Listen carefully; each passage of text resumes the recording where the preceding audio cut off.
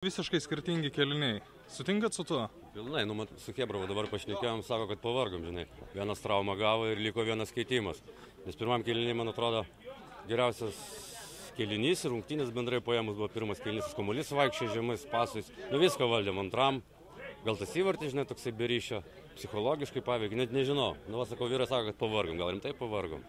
O Gulbinai tai sveikatos turi. Bėga, nelabai techniškai, bet bėga tai gerai.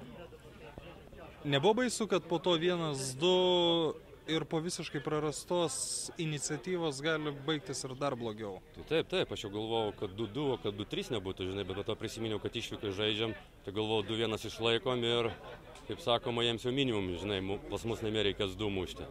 Toks jausmas tikrai buvo neramus. Atsilaikėm, ten progų baisiai neturėjo, bet ten ant galo porą dar galėjo tikrai ten biški fortūną ir įmušti.